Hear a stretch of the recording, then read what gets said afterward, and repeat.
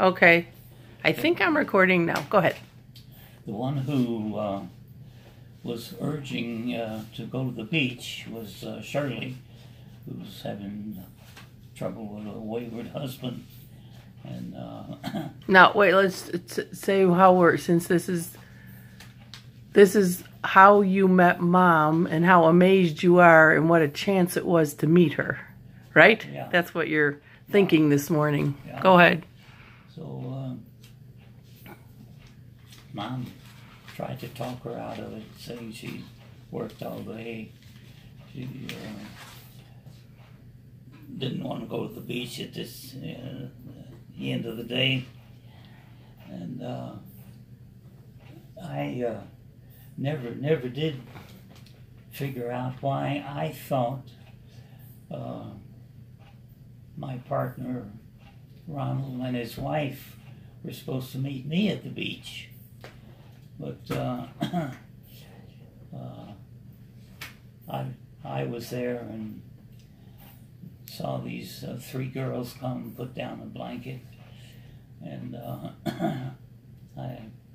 I saw this one particularly willowy, tan,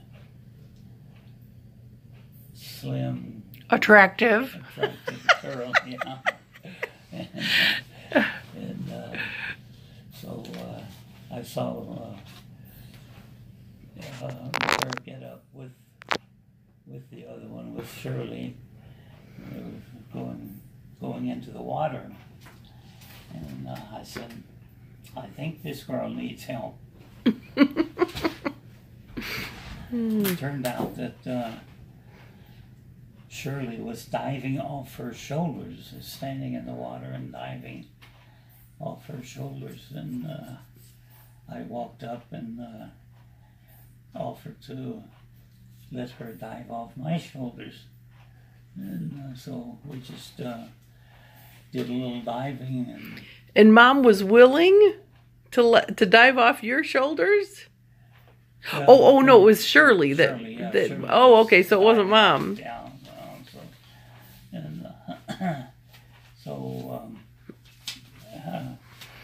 As I thought about that later, that could have been extremely dangerous, like Alan's dive. Sure. So I guess we can eternally be thankful that there weren't any mishaps. End up with a spinal cord injury. Oh, jeepers, Dad. But anyway, after a little bit of diving, they went out to the blanket where Katie had stayed on the blanket. It turned out she had her period, so she wasn't interested in getting into the water. But I just walked right out and sat down on the blanket with them. And as we started talking about how we came to the beach, they met from two different directions, coming by streetcar. And I said, I got my truck here, and it'd be kind of crowded. It'd be 4 people in the front seat, but I'll give you a ride home if you'd like. So actually, Shirley lived only 3-4 blocks from me, and both Katie and Mom lived the opposite direction in South Chicago. And I thought, of course, the sensible thing would be to drop the 2 off first, and then take Shirley home, since she lives so close to me. But of course, that wouldn't have been wise with Shirley's husband problems. But I thought I was actually not thinking Because clearly I thought, well, this girl is not very sensible. So, and Mom was always the one in charge, wasn't she? Yeah. Mom was like the leader of the the troop. Yeah, she sat, made sure she sat next to me. And, Now you need something to drink there, looking dry.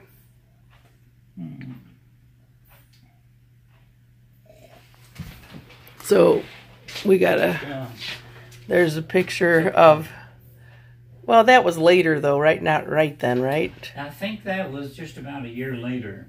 Oh, okay. You were already an item. Yeah. Now, actually, you know, being a Catholic girl, I was usually very careful when I didn't get serious about a Catholic. That's because your mother didn't like Catholics, right? Yeah, all right. Yeah, actually, she would have been just about as bad with the Baptist. Well, that'd have been hard pressed to not find a Catholic girl in Chicago. Yeah, all right. Yeah. At that time, especially. Oh, yeah.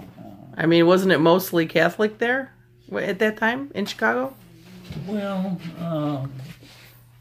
definitely in the South Chicago, you know, I was really Polish area? heavily Catholic, yeah. Yeah, yeah.